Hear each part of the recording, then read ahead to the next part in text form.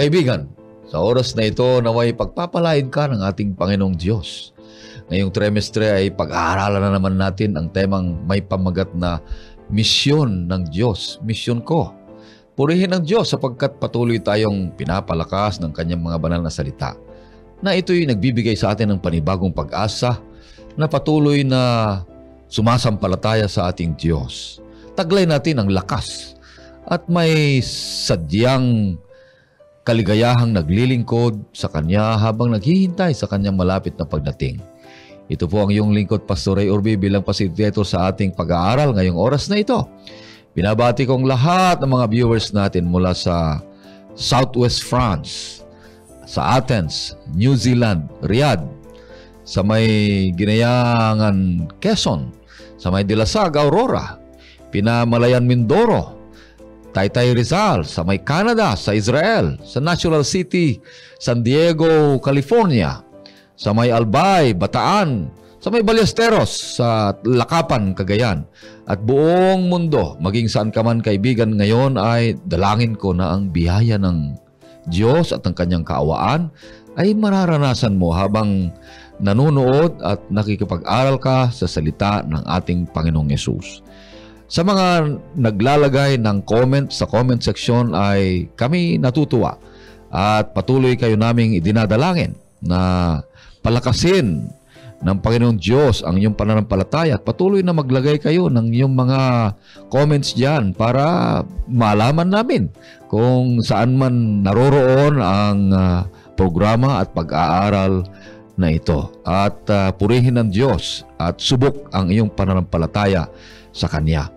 Ang ating mga kasama dito sa studio ay patuloy na nag-aaral ng salita ng Panginoon Diyos. Kasama ko dito.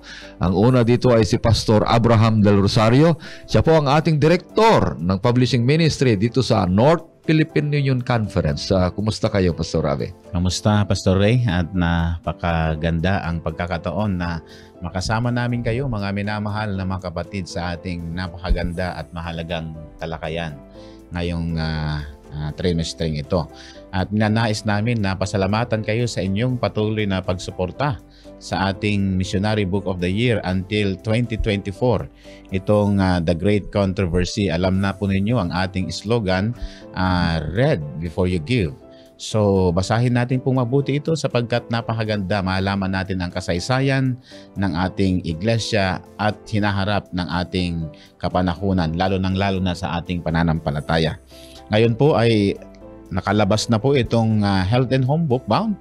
Kayo po ay mag-unahan na pumunta sa ating Adventist Book Center upang kayo ay makaalam tungkol sa kalusugan at maingatan ninyo ang 4 na aspeto ng buhay ng inyong pamilya, mga kapatid. Maraming salamat. Ang pangalawang mga kasama natin dito sa studio ay si Pastor Ian Felicitas.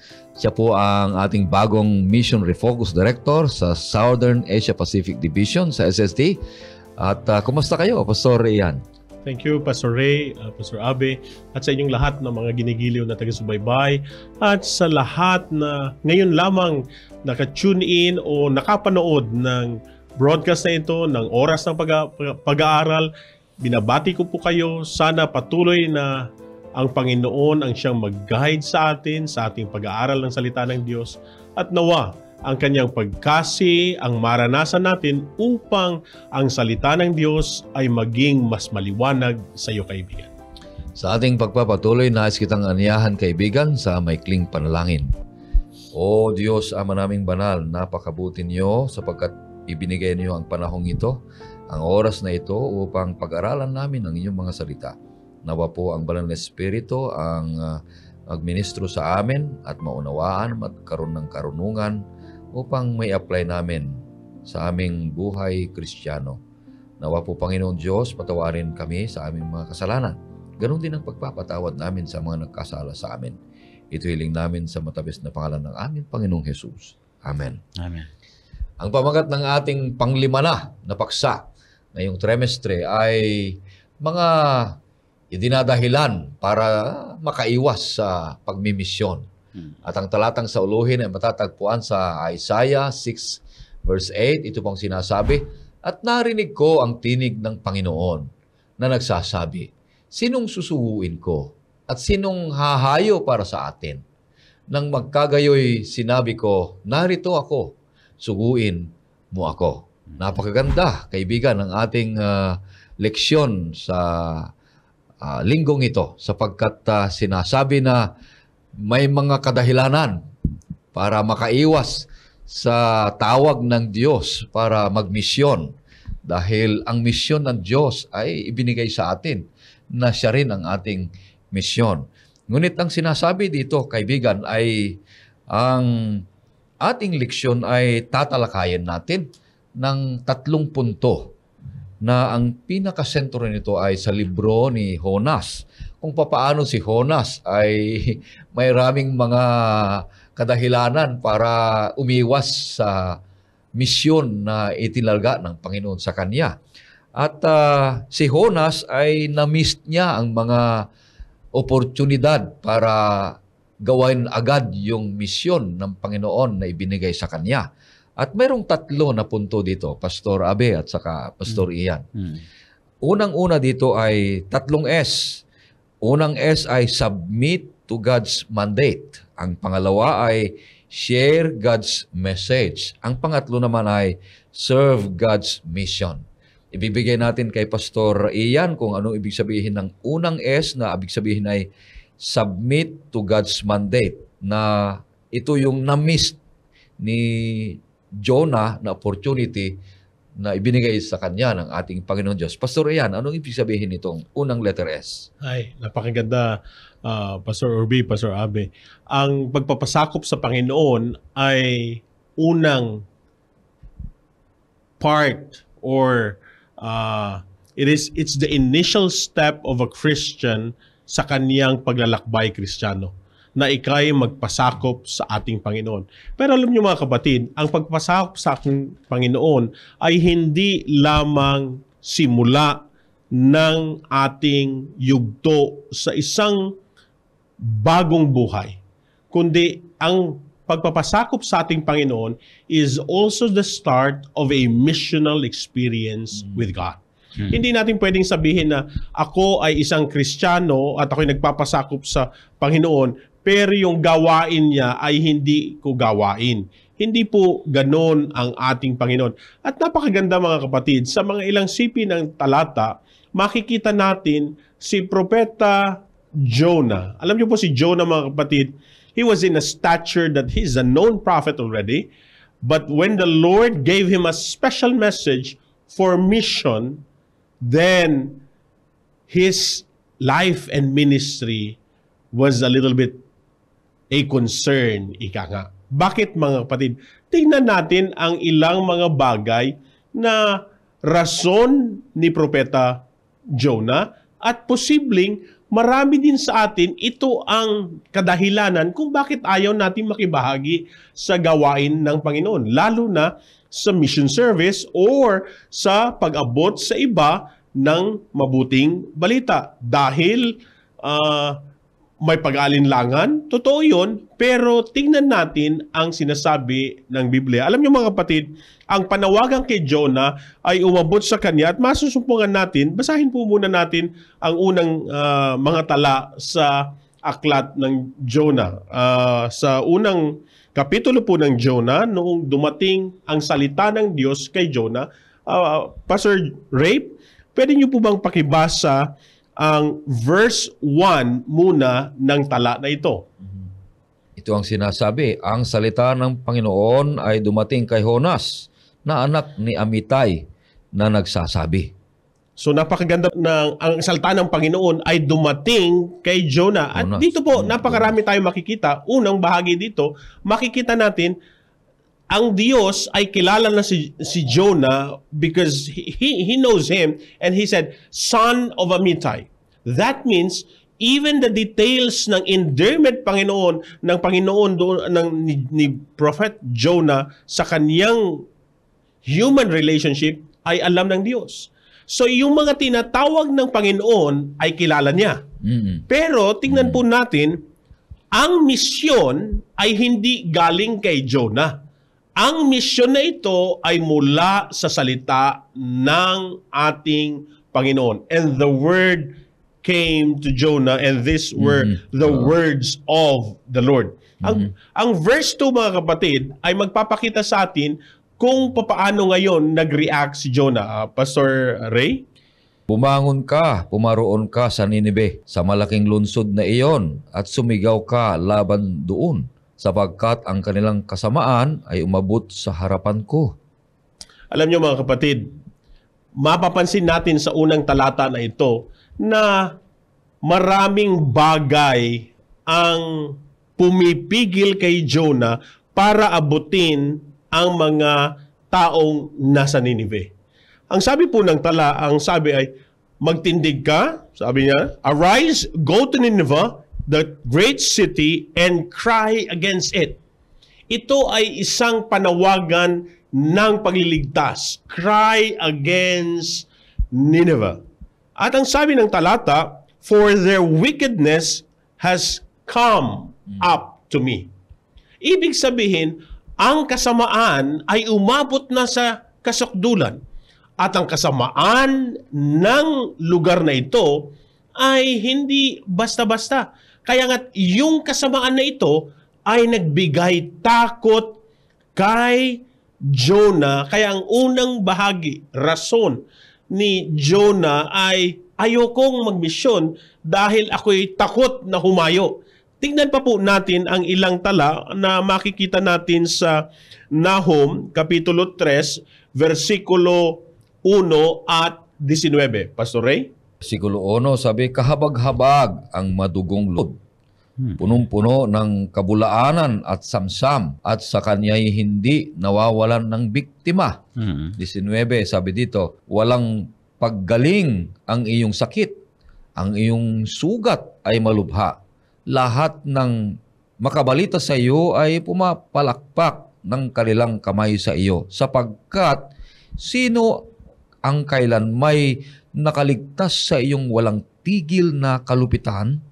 So, makikita natin dito, mga kapatid, ang mga Ninevites ay kilala sila sa kanilang karahasan, kilala sila sa kanilang kalupitan, at alam ng marami na ang syudad na ito at maging ang mga taong nandito ay malulupit, mararahas.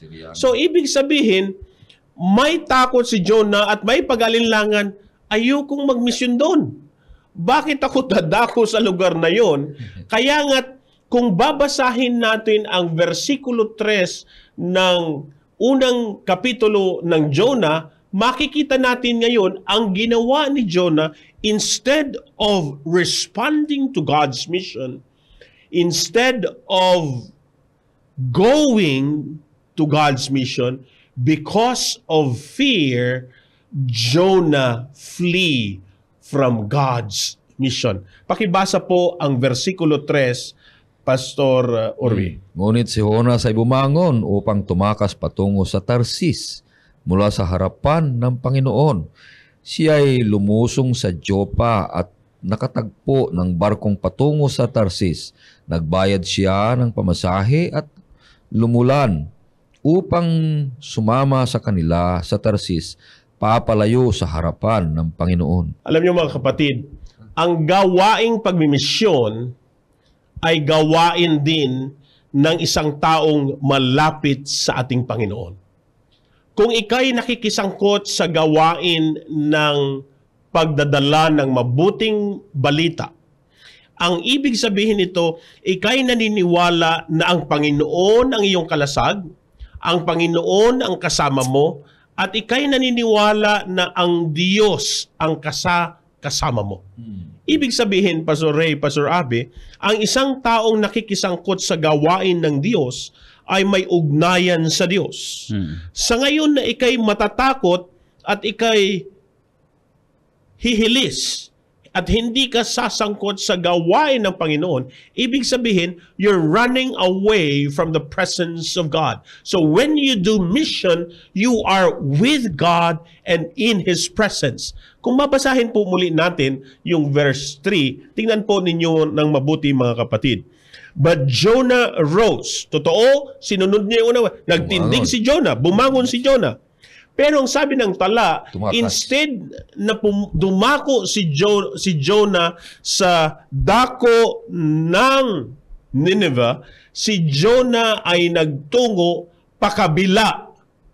Instead of going to Nineveh, Jonah flee to Tarshish, and he wanted to go down and rowed a boat. Tingnan po natin ang ilang bahagi ng talatang ito, mga kapatid. Alam nyo, meron pong interesting Hebrew word, Pastor Abe, Pastor Ray dito.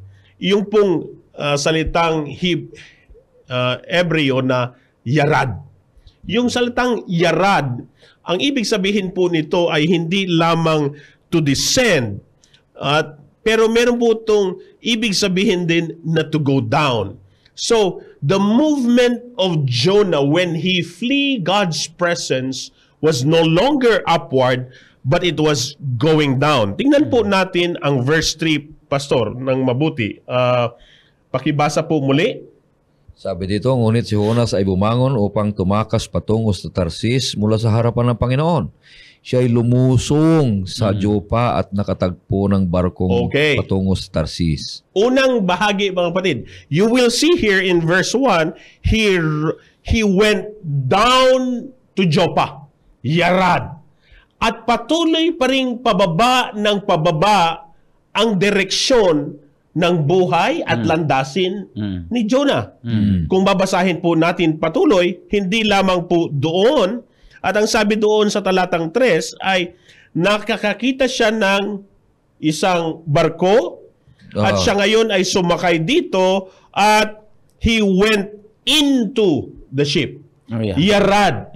Siya ngayon ay nagtungo pababa doon sa ilalim ng barko. Pero alam niyo, mga kapatid, meron pa pong mas nakakatuwa dito. Noong si Jonah ay nasa barko, versikulo 5, Pastor Ray. Nang magkagayon natakot ang mga magdaragat at tumawag ang bawat isa ng kanya-kanyang Diyos at kanilang inihagis sa dagat ang mga dala-dalahang nasa sasakyan upang makapagpagaan sa kanila. Samantala si Jonas ay nasa ibaba sa pinakaloob na bahagi ng barko na doon ay nakahiga siya at nakatulog ng mahimbing. Ano po makikita natin sa versikulo 5? Ang versikulo 5, ang sabi po doon, but Jonah had gone down below, yarad. Sa ibaba. Sa ibaba na naman po. At patuloy, pag sinabi po, binasa po natin, and he lay down, yarad na naman po, and fell sound asleep. Alam niyo, mga kapatid, ang ating Panginoon ay natulog din sa isang barko, ika nga, o bangka, ika nga natin.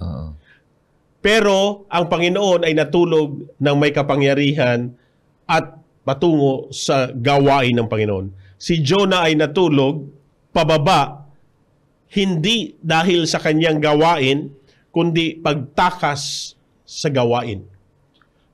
Tingnan pa rin po natin patuloy.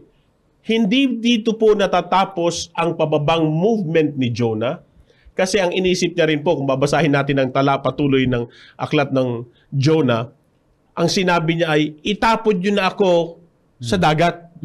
Pag ikay natapon sa dagat, saan ang gawin mo, Pastor? Ikaw ba'y lulutang pataas o pababa? Pababa, diba?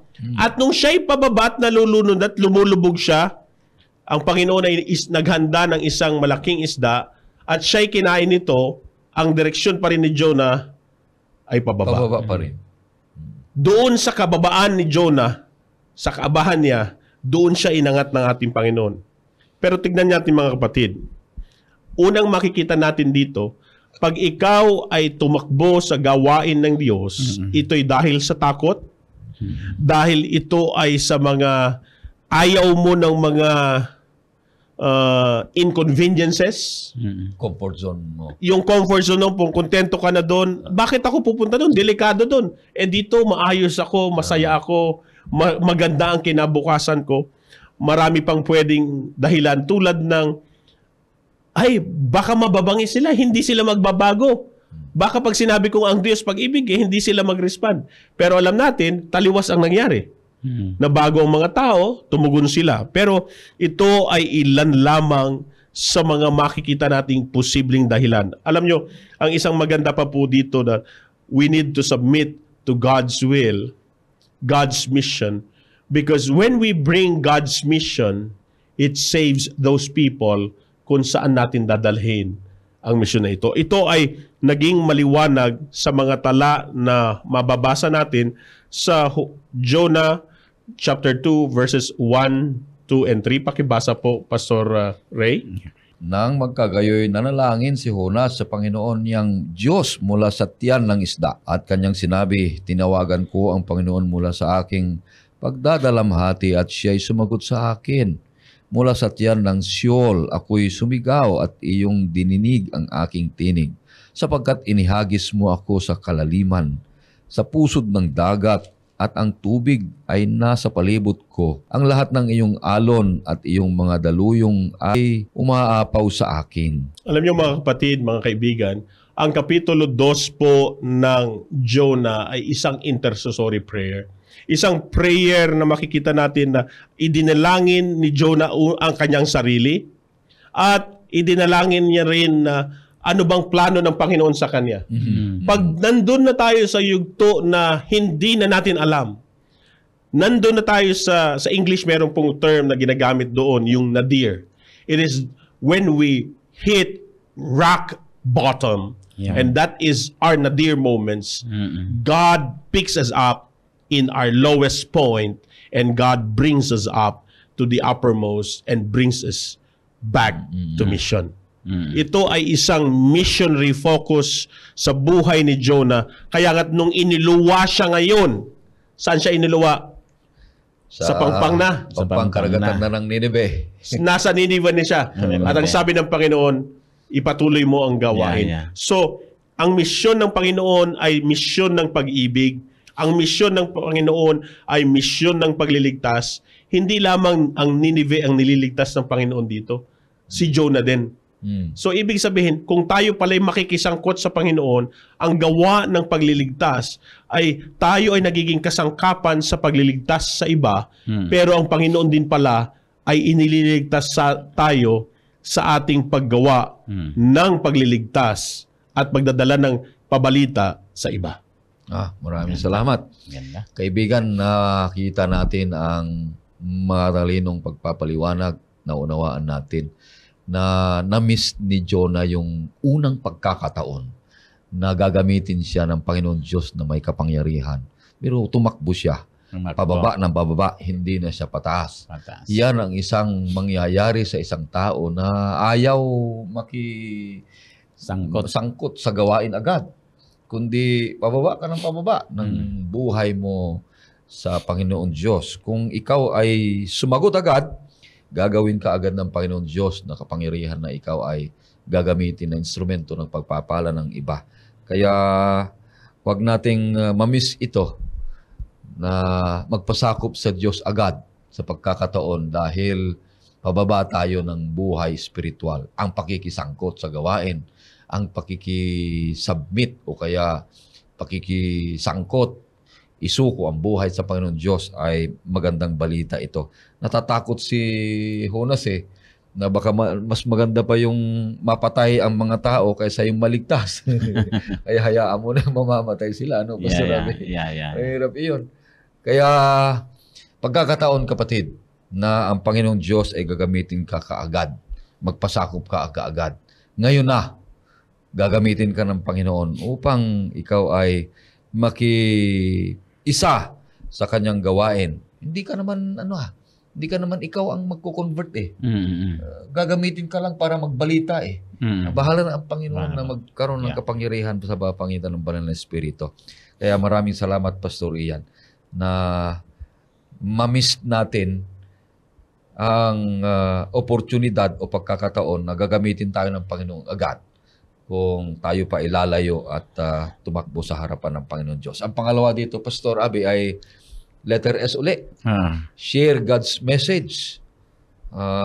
Na-miss ni Jonah ang agad o agarang pagbabahagi ng mensahe ng Panginoon Diyos. Itong pangalawa. Pangaganda itong talakayan natin, Pastor Ian at Pastor Ray, no?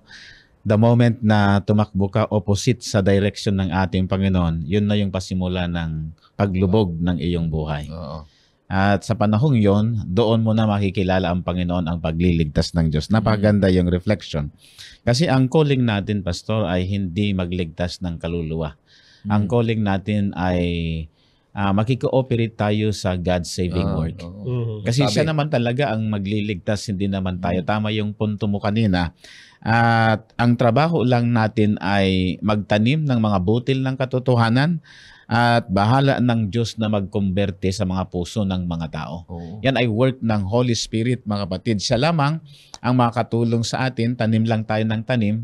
Yung iba naman ay may nagtatanim, may nagdidilig, ngunit Diyos ang nagpapalago. Yun ang kasabihan doon sa aklat ni Pablo Apollos, sabi niya, Paul plant the seed, Apollos watered, and God will be the one to grow the seed. So ngayon ay titignan natin itong pangalawang paksa. Jonah missed the opportunity to share God's message. So dito napansin natin na nung panahon na nagkakagulo na sila doon sa barko, nandyan na yung malaking alon. Okay? Tapos malakas na hangin, buhos ng ulan, Bagyo na. ay talagang bumabagyo na. At itong mga sailors na ito, ay kanya-kanyang nanalangin na sila at tinatawag nila ang kanilang mga Diyos. Kaya nga itong captain ng barko ay tinitignan niya kung may participation ba ang lahat ng mga nandoon sa loob ng barko. Kasama na yung mga pasaheros. Pero itong si Jonah ay talagang mahimbing ang kanyang pagkakatulog. Mababasahin mo nga yung entirety. Wala ka bang ginagawa na hindi ka man lang, sabi niya, lumuhod dyan upang idalangin mo na humupa ang alon ng dagat at ang bagyong siyang nagpasama ng ating panahon. Malangin ka sa iyong Diyos, sabi. Manalangin ka sa iyong Diyos. Pakibasa mo nga, Pastor Ray, sa Jonah chapter 1, verses 5 to 6. Nang magkagayon natakot ang mga mangdaragat at tumawag ang bawat isa sa kanyang Diyos at kanilang inihagis sa dagat ang mga daladalahang nasa sasakyan upang makapagpagaan sa kanila. Samantala si Jonas ay nasa ibaba sa pinakaloob na bahagi ng barko na doon ay nakahiga siya at nakatulog ng mahimbing. 6. Sa gayoy dumating ang kapitan at sinabi sa kanya, "Ano ang ibig mong sabihin? At natutulog ka pa? Bumangon ka, tumawag ka sa iyong Diyos. Baka sakaling alalahanin tayo ng Diyos upang huwag tayong mamatay." Ito ay again na-miss ni Jonah ang opportunity para ipanalangin ang mga sailors, Pagkakataon na ito yung pangangaral, pero ito naman yung panahon na natutulog siya sa kanyang misyon. Kasi ikaw yung propeta ng Diyos. Pag may mga sakuna, ikaw ang lalapitan. Ngayon, na-miss niya yung opportunity. Tayong lahat namimiss natin yung opportunity kung minsan sa panahon ng mga kagipitan. Ngayon, na-miss natin yung opportunity ngayon na magkaroon sana tayo ng mass prayer between war ng Israel at ng Hamas. Hindi lang Hamas, pati Lebanon ngayon, pati yung Hezbollah ay talagang lulusubin nila. Na-miss natin yung mga opportunity na tayo ay very powerful ang panalangin ng isang anak ng Diyos. So dito, para bagang ang tingin ko kay Jonah ay ayaw niyang manalangin alang-alang sa kanyang mga kaaway. And by the way, ito yung mga taong karumal-dumal sa kanyang tingin, kagaya ng Nineveh. Ang Nineveh, kaya ayaw niyang mag-mission doon kasi ito ay mortal enemy ng kanilang lahi. Ang mga Ninevites, mortal na enemy nila ito.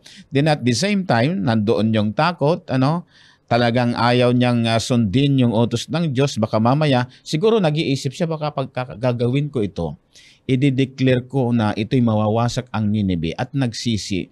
Ako'y mahahatulan na false prophet ako. Parang ganun, Tama yun. Preconceived natin yan, Parang ganun ang nangyari. Di ako pa ay masisisi na bula ang propeta ako kasi alam ko na ang Diyos ay Diyos na mahabagin. Mababasa mo yan sa later part ng Jonah chapter 4. So dito makikita natin na noong nagsabi ng totoo si Jonah, ang dahilan kasi nito ay ako'y manggagawa ng Diyos. Ako'y tumakbo. Kaya dumating ang ganitong salot sa atin dahil sa akin. Maari bang sabi na itapon na lang ninyo ako sa dagat? Pero mapapansin natin dito, Pastor Ray, na hindi ganon. Ang mga sailors ay very compassionate sila na iligtas ang buhay ni Jonah kaysa si Jonah na iligtas ang kaluluwa ng mga tao. Tingnan natin sa verses 13 to 14, Pastor Ray. Gayunman, ang mga lalaki ay sumagwan ng mabuti upang maibalik ang barko sa lupa. Ngunit hindi nila nagawa sapagkat ang dagat ay lalo pang nag-aalimpuyo laban sa kanila. Kaya't sila'y tumawag sa Panginoon at nagsabi, "Nagmamakaawa kami sa iyo, O Panginoon. Huwag mo kaming ipahamak dahil sa buhay ng lalaking ito. Huwag mong iatang sa amin ang walang salang dugo sapagkat ginawa mo, O Panginoon, ang nakakalugod sa iyo." Kita mo yung mahabaging ugali, Oo. ano? Sila'y nagsagwang lahat ng lakas, energy, ininvest nila para maibalik nila si Jonah doon sa pangpang, pero hindi na. Oh. Parang ang kalaban na nila ay ang kapangyarihan ng Panginoon. Then talagang sila'y humingi ng tawad sa Diyos na huwag ang dugo ni Jonah ay mabaling sa kanila. So ito ay na-miss na naman niya, mga kapatid, yung opportunity, yung very compassionate, yung maramdaman man lamang ng mga sailors na ito'y manggagawa ng Diyos, nananalangin sa atin. Oo. Pero hindi, tapon na lang ninyo ako. Yun na ang ano niya. Kasi ayaw niya talagang maglingkod sa ating Panginoon. And that is why, tama yung dinidiscuss ni Pastor Ian kanina, Jonah missed the opportunity to submit to God's mandate. Ngayon, yung tinatalakay natin ay Jonah missed the opportunity to share God's message. Why? Kasi ayaw niya na mahalin ang kanyang mga kaaway. So the greatest manifestation, mga kapatid, ng pagmamahal ay mahalin mo yung mga kaaway mo. Kasi yun ang greatest manifestation ng pagmamahal. Ang isa dito na nakita natin, Pastor Ray, ang good news, sa kabila na si Jonah ay meron siyang inadequacies, meron siyang pagkukulang sa kanyang buhay, and yet still ang Diyos ay gumagawa siya ng makapangyarihan sa mga Ninevites para madala ang mga Ninevites sa pagsisisi sa harapan ng ating Panginoong Diyos. At alam din natin na naramdaman ni Jonah ang grasya ng ating Panginoon. Sa Jonah chapter 2, papansin natin doon na naramdaman niya, he felt God's love and mercy. Doon sa Jonah chapter 2, noong ang Diyos na ang gumawa ng paraan para maligtas sila. Grabing miracles ang nangyari. Pagkahulog doon sa barko, nagpadala ng malaking isda at tapos bumuka ang bibig ng malaking isda. Tapos swinalo siya, napunta sa tiyan. Paano siya nagkaroon ng oxygen doon sa loob ng tiyan? The moment kasi na pumunta ka doon, within 5 minutes, mamamatay ka na kaagad. So ang sabi nga nilang ilan, parang hindi totoo yung kwento ng Book of Jonah. Yung maraming kumokontra Pero sa atin binanggit naman, ng Panginoong Jesus. Binanggit ng Panginoon. Yun ang kwento ng banal na kasulatan. 3 days siya inside of the belly of the fish. 3 days and 3 nights. Ito'y kumakatawan din yung 3 days and 3 nights ng Panginoon doon sa libingan. So ngayon, ang Diyos ang siyang gumawa ng himala sa kanyang buhay. Kuminsan tama yung ang dahilan ng pagkatawag natin sa ating paglilingkod ay para maligtas din tayo. At sa pagliligtas natin ng mga tao, tayo ang unang nakikinabang. The moment din na shiner natin ang salita ng Diyos, mas lalo tayong nagiging marunong sa pagpapahayag ng salita ng ating Panginoon. So napakaganda itong lesson natin, Pastor Ray. Napakaganda, Pastor. Panahon na siya ay nagpatotoo nung panahon ng kabagabagan sa loob. Pero ang patutuo niya ay ang bait ng Panginoon. Hindi. Wala. Ang patutuo niya ay tumakbo ako sa mandato ng Panginoon Diyos. At doon naman namangha yung mga tao. Dapat open door ito para sa kanya, Kahit magkagayon man ay ang mga tao ay natakot sa Diyos ni Jonas at naniwala sila na ang ginawa ni Jonas ay tumakbo siya at ginawa nga ng mga tao na itinapon nga siya. Para magkaroon lang sila ng maayos na kalagayan. Kaya sumunod din sila kay Jonas. Ganun pa man, at dahil sa ganyang paraan, na-miss niya yung privilege, nagbahagi. Ipanalangin at sabihin ng Panginoong Diyos na mabait at mabuti at nagliligtas. Kaya kaibigan, magandang pabalita ito sa iyo na tanggapin natin agad ang tawag ng Panginoong Diyos.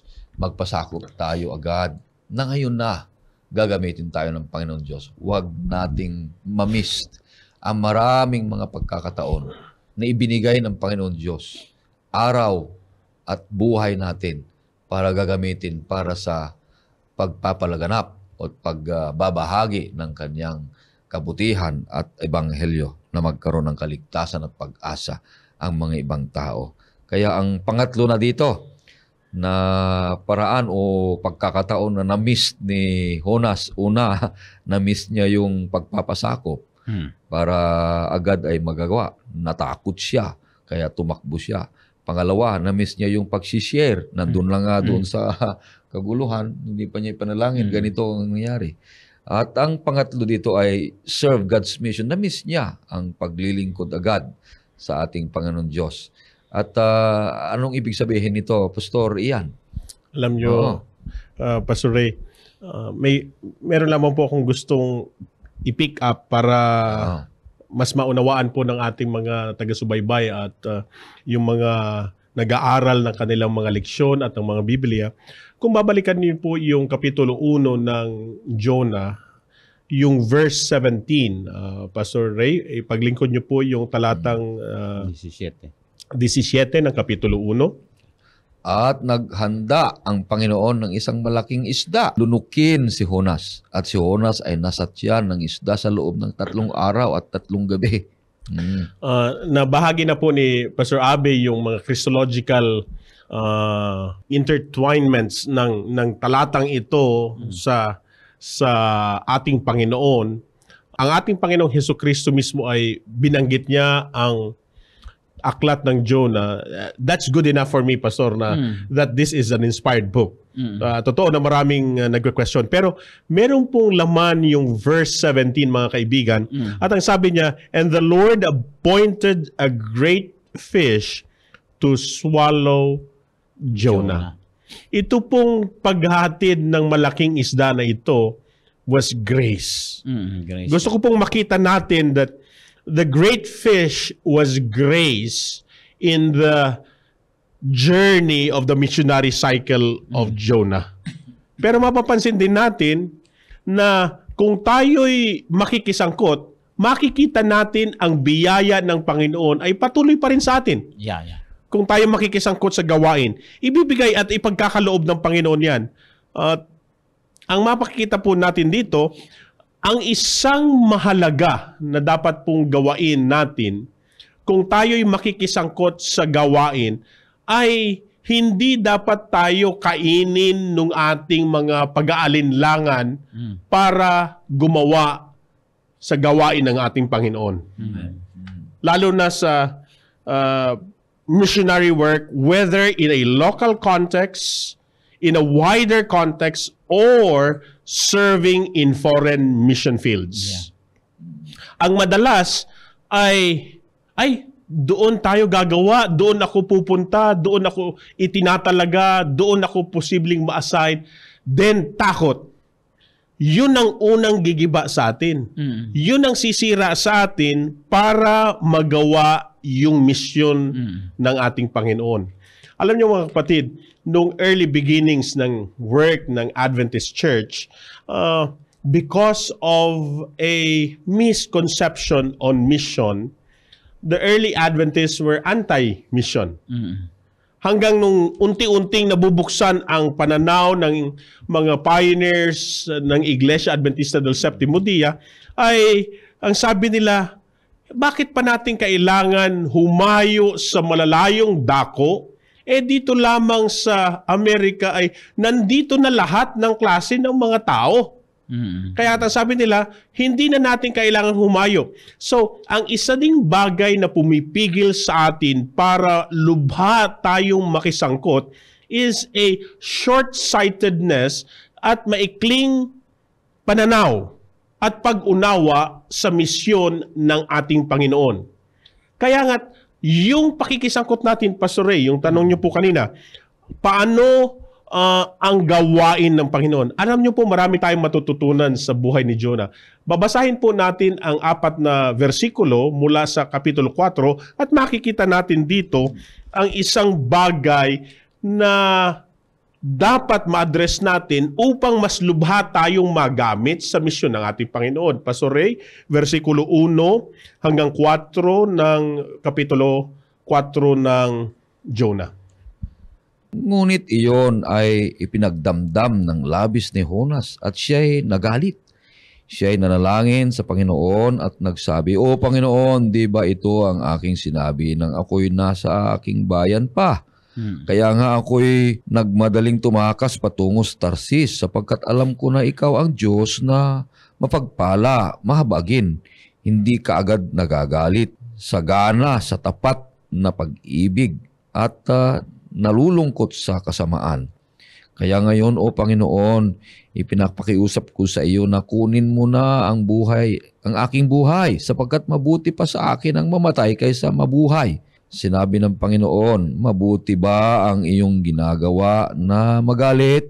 Alam nyo, ang isang makikita natin dito, nakisangkot na si Jonah, tumugon na si Jonah, at alam natin ang nangyari, nung dumakos sa Nineveh si Jonah, na-convert ang lungsod na ito. Ubod ng kasamaan, puno ng, ika nga natin sa salitang Krimen, katiwalian. kanto kawalang hiyaan. Pero nabago ng Panginoon. Dahil sa kanyang biyaya. Hindi nalugod si Jonah kasi alam niya na mararahas sila. May puot sa kanyang damdamin. Kaya ang sabi niya sa Kapitulo 4 ngayon, iniligtas ng Panginoon. At nung kanyang niligtas, namuhi. Sa halip na magalak, namuhi si Jonah at ang sabi niya ngayon ay, "Panginoon, kunin mo na lang ang aking buhay." Alam niyo mga kapatid, ang iba sa atin siguro baka mga Jonah din sa gawain ng Panginoon. Nandun tayo sa gawain, pero pag nakikita natin nababago ng Panginoon ang marami, hindi tayo nalulugod. Hindi tayo nasisiyahan. Namumuhi tayo. Hindi po dapat ganun. Kasi ang gawain ng Panginoon ay pagbabago sa kanila. At makikita po talaga natin dito mga kapatid that God here in the book of Jonah demonstrates a God that is a missional God who's concerned not only to a target people group, katulad ng Nineveh, but He was also concerned, Pastor Ray, Pastor Abe, with the missionary. So ibig sabihin, ang Diyos na ating pinaglilingkuran, na gusto nating abutin ang iba, ay concerned din sa kaligtasan nating bilang mga misyonero, bilang mga manggagawa, na hindi dapat ang puot, ang galit, kundi pag-ibig ang ating makikita. Kaya nga, kung babasahin pa po natin ang versikulo 11, verse 11 mga kapatid. "Hindi ba ako manghihinayang sa Ninive, sa malaking lungsod na iyon na may higit sa 120,000 katao na hindi nalalaman kung alin ang kanilang mga kamay, ang kanan o ang kaliwa, at mayroon ding maraming hayop?" Kung mapapansin natin yung closing remarks ng Panginoon, ang sabi ng Panginoon, "Should I not be concerned?" So it's an answer to the feelings of Jonah. That God's mission was a mission of concern and love. Bakit? Makikita niyo po muli sa versikulo 2 kung sino ang Diyos na nagtanong nito. Ang Diyos na puno ng pag-ibig, ang Diyos na sagana sa kanyang malasakit, sa kanyang pagliligtas. Kaya nga't ang sabi ng Panginoon ngayon ay, hindi baga ako'y isang Diyos ng pag-ibig na magiging concern kay Jonah, lalo na akong magiging concern sa isang lugar tulad ng Nineveh. So, ang isang magandang panawagan sa atin, Pastor, marami tayong dahilan para sa gawain, marami tayong dahilan para huwag makisangkot, pero ang Diyos marami ding dahilan para dapat tayong makisangkot at para dapat tayong gumawa dahil ang Diyos na ito ay siyang nagbabago sa atin. Kung sino ang Diyos na nagbago sa Nineveh, ito din ang Diyos na tumatawag kay Jonah na magkaroon ka ng isang conversion habang ikay nasa gawain ko. So ang gawain ng isang misyonero, mga kapatid, ay gawain hindi lamang para sa iba, kundi isang gawain din pang sarili na ginagawa ng ating Panginoon sa atin. Napakaganda, kaibigan. Gusto Rabi, na ang bawat isa sa atin ay hinihimok ng Panginoon Diyos. Hindi sana magiging kagaya ni Jonas, kundi tayo naman ay, oo, babaguhin tayo ng Panginoon Diyos at the same time ay naglilingkod tayo. Nagpakita si Jonas dito na umiwas.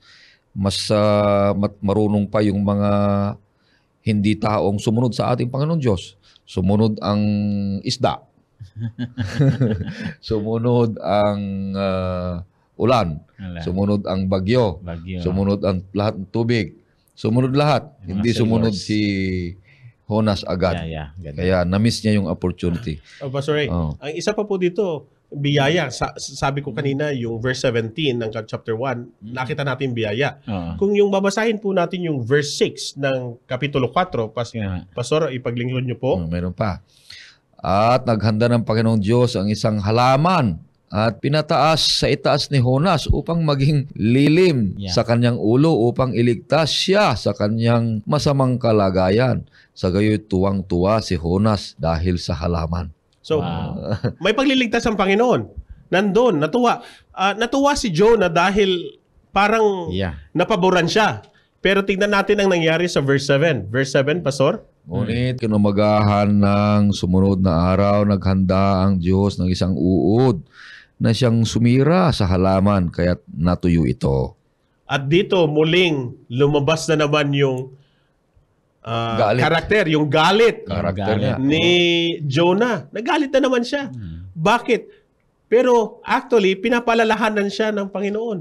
Hindi baga yung dapat makita mo yung sarili? Na ang Panginoon ay siyang nagliligtas. Sabi niya, sino ka, Jonah, na dapat magalit? Hindi ikaw ang naglagay nitong bagay na ito, kundi ako. Pero makikita natin dito, ang Diyos ng gawain, ang Diyos ng misyon, ay dapat din talagang maging Diyos natin na missionary. So doon natin makikita na yung mga excuses natin ay mawawala kung meron tayong pagkilala sa Diyos ng misyon. Amen. So what I'm trying to say is, if we recognize that God is the God of mission, and as we partake and be part of mission, then our excuses for mission will be dissolved because it will be answered by the God of mission. Amen. So ibig sabihin, hindi mawawala lahat ang mga kadahilanan mo kung unang-una makilala mo ang Diyos na tumawag sa iyo ay Diyos na manlalalang na kaya-kayang ibigay lahat, i-provide lahat ang inyong mga kailangan. Kaya napakahalaga ito. Huwag tayong magtaka kung may mga hindi magpasakop agad. Pero nakakahiya sa ating Panginoong Diyos. Sumunod na lahat Ang uod pala, sumunod din. Diba? Ang maganda dito na nakita natin, mas pinahalagahan pa ni Jonah yung halaman kaysa yung mga tao ay magsisi. Dahil ang kanyang ugali ay makasarili at nandoon pinapractice niya yung ethnocentrism. Na yun ay hindi dapat yung ayaw ko sa kanila kasi Muslim sila, hindi dapat sa kanila ang kaligtasan. Ganon yung egotism kung minsan yun, partner, no? Racism, tapos yung pride natin, ayaw natin na masira yung reputasyon natin sa prophet of God. Baka kung minsan ay ayaw kong mag-crusade dyan dahil mabato. Baka mamaya'y masiro ako, nakakahiya. Parang ganun ko minsan, ayaw kong pumunta dyan sa Quiapo, mag-crusade dyan. Kahit didipa-dipa ako dyan, walang maniniwala sa akin. At saka yan ay candidate na yan sa impyerno. Parang ganun, judgmental itong si Pero in the long run, kung babasahin natin, napaganda yung explanation niya. Ang gusto ng Diyos ay ang point ng Panginoon, bakit hindi mo kayang mahalin ang mga taong minahal ko? Yun yung point ng Panginoon. Bakit hindi mo kayang patawarin ang mga taong pinatawad ko? Bakit hindi mo kayang dalhin ang kaligtasan sa mga taong brutal ang pagkatao at pagkabuhay? Karumal-dumal kasi ang gawin ng mga to Talagang parang hamasbang ako ngayon na yung sang village doon sa kibot ay pinatay nila mga bata at sanggol na pati yung mga matanda ay binuriki. Ay talagang wala na. So ayaw niya siguro ganun ang nangyari sa kanila kasi. Paano ako mangangaral sa mga taong siyang nagpapahirap sa amin? Mortal enemy. Okay? Paano siya mangangaral sa yan pastor, ang kagandahan ng misyon. Ayun yung misyon ngayon. Na ang pagbabago sa isang missionary, dapat meron siyang tunay na pag-ibig sa kanyang sarili. Sa kapwa. Yung pag-ibig sa kanyang sarili na mula sa Panginoon ay dadaloy at ito'y magiging pag-ibig mo rin sa iyong inaabot. Amen. Hindi pwede tayong maging missionaries, agents of God's love, kung wala tayong pag-ibig sa iba, sa mga aabutin natin ng mabuting balita. Ito ang dakilang paalala ng ating leksyon ngayon. Naintindihan natin, kaibigan, na nawa ang ating leksyon ngayon ay mapapalapit tayong lalo sa tawag ng Panginoon Diyos na makisangkot sa kanyang gawain. Huwag na nating alalahanin yung mga bagay na nakakatakot, mga bagay na parang ito'y nagbibigay sa atin ng pagkamuhi, kundi ang lahat ng mga taong yan na nasa ating paligid na hindi pa nakakilala sa Panginoon Diyos ay pabalitaan natin.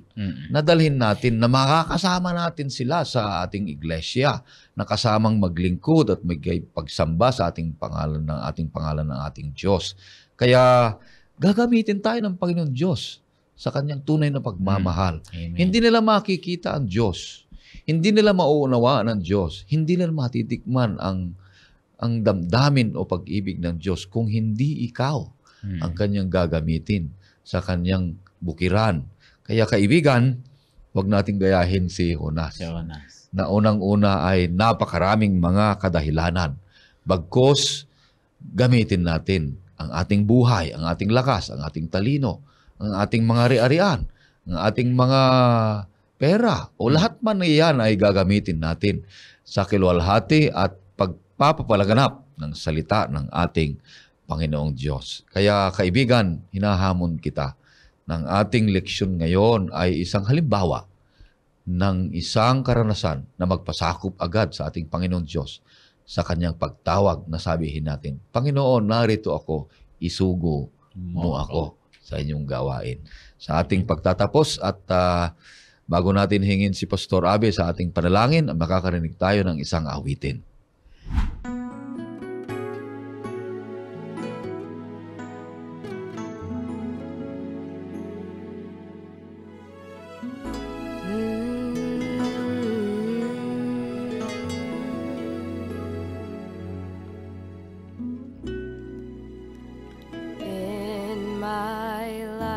Trials come, my devotional life is richer. When temptations arise, I come to God for strength divine. There are moments when I forget my God. It is when life seems to be okay. Lord, I need you more today, when my life is fine and great, when everything is going my way. In times I let go of your hand, when pride sits in my heart, when self becomes the center, that's when I need you most.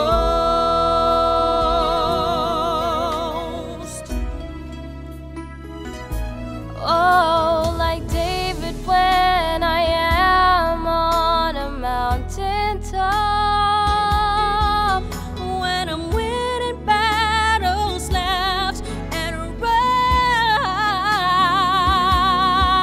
when ministry is going well, when I feel I can do anything. On these moments I am the prone to wonder.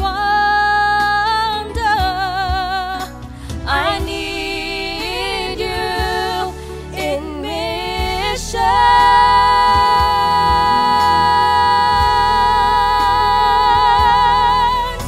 Whoa,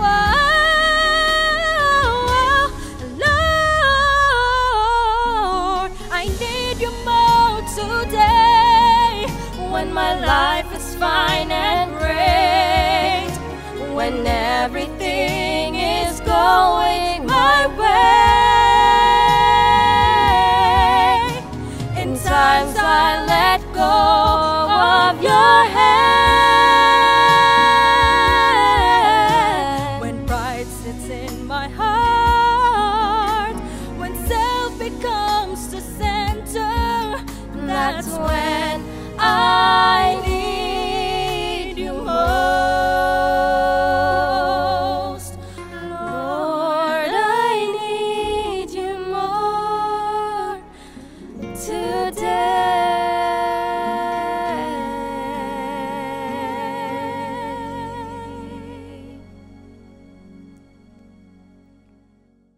Tayo po'y manalangin, mga kapatid. Kay dakila ka, O Panginoong Diyos, sa aming pong buhay, na habang kami ay tumutugon na ibahagi ang inyong gawain, ang inyong misyon sa sanlibutan, na maligtas lahat ng lahi ng mga tao. Kami ang unang inyong inililigtas. Kayo ay sadyang mahabagin, O Panginoon, at mapagpala. Sumasagana ang inyong biyaya sa buhay ng lahat ng mga tao, sapagkat dahil dito si Kristo ay nabayubay doon sa krus upang kung sinuman ang sumampalataya sa Kanya ay hindi na po mapapahamak, kundi magiging inyong mga anak na lalaki at babae kandidato dyan sa langit na bayan. Pagpalain po ang mga viewers namin, O Panginoon, na sila'y kasihan ng kapangyarihan ng banal na Espiritu upang kung magkagayon, O Panginoon, sa mamagitan ng inyong karunungan at gabay ay kanilang maalaman at maliwanagan na kayo ay lubos na nagmamahal, nagmamalasakit at nagpapatawad sa kanilang kasalanan at aming mga kasalanan. Salamat po sa inyong katugunan. Dinadalangin namin ito at hinihiling sa pangalan ng aming Panginoong Hesus. Amen. Kaibigan, maraming salamat sa iyong pagsubaybay sa ating programang Oras ng Pag-aaral. Patuloy kang susubaybay sa ating programa sapagkat mahal ka ng Diyos kagaya ng pagmamahal namin sa iyo.